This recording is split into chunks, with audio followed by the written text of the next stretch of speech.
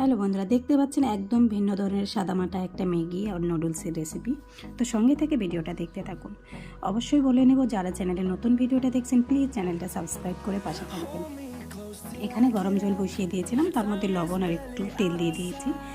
এর মধ্যে আমি পাস্তাগুলো ঢেলে দিয়ে দিয়েছি। কিছুটা টাইম নিয়ে আবার এর মধ্যে দিয়ে দিচ্ছি আমি নুডলসগুলো। দুটোই একসঙ্গে এবার ভালো করে সেদ্ধ করে নেব।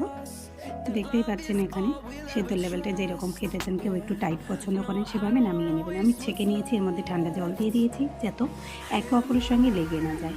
তো দেখতেই পাচ্ছেন এখানে আমি নিয়ে নিয়েছি ভিনিগার, দিয়ে দিচ্ছি সয়া সস, আর দিয়ে দেবো এর মধ্যে আমি টমেটো সস। টমেটো সসটা কিন্তু আমি অল্প অল্প করে দিয়ে মিক্স করে নেব, যতটা কোয়ান্টিটি আমার চাই সেভাবে। তো আমি মিক্স করছি এখানে।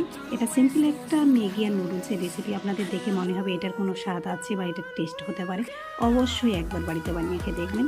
এটারও প্রচুর স্বাদ আছে, খুব ভালো লাগে। এতক্ষণ আমার সঙ্গে থাকার জন্য অসংখ্য ধন্যবাদ।